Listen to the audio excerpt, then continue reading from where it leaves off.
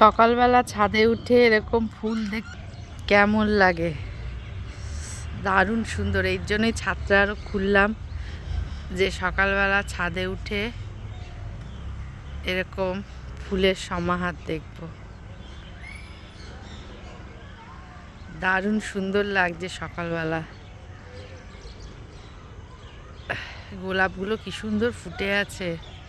এই মাঠটার প্রকৃতি পুরো চেঞ্জ হয়ে যায় সকালবেলা ছাদে উঠে। আজকে প্রচণ্ড ঠান্ডা পড়েছে, কুয়াশা প্রচণ্ড।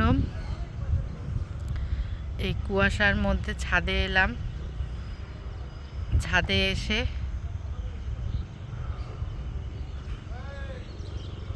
ফুলগুলো দেখছি, দারুণ লাগছে।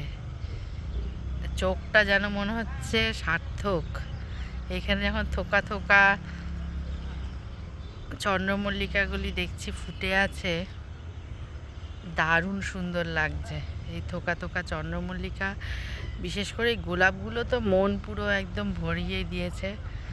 যদিও অনেকেই এদিকটাতে দেখতে পাচ্ছি না যে কি আছে,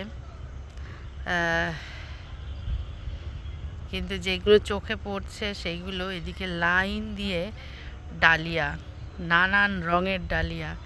সকালবেলা উঠে এইগুলো দৃশ্যগুলো দেখার জন্য ছুটে চলে এলাম, কারণ আর বেশি দিন তো নেই, যেহেতু এই পুষ্প প্রদর্শনী পুষ্প উঠে যাবে,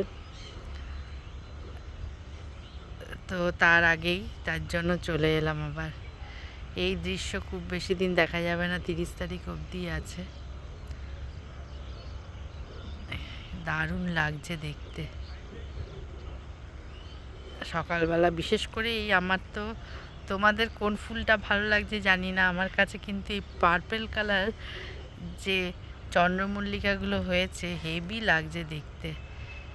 সাদার মাঝখানে পার্পেল আর হলুদটা যেন মনটা কেড়ে নিচ্ছে। সাদা রং তো সবসময়ের জন্যই ভালো, কিন্তু এই পার্পেল আর হলুদ এগুলোও কিন্তু দারুণ লাগছে।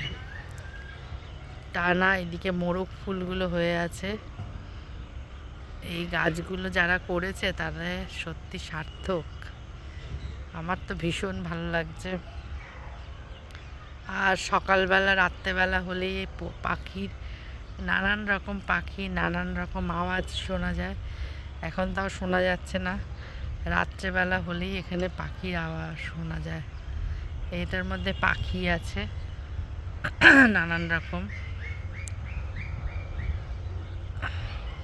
আজকে সূর্যি মামার দেখা নেই আকাশে, আর এখন মাইকও চালানো শুরু হয়নি। পরের দিকে মাইক চালানো শুরু হয়, তখন আর ভিডিও করা যায় না, তাই সকাল সকালই আজকে করে নিলাম। সকলে খুব ভালো থেকো, সুস্থ থেকো, টাটা।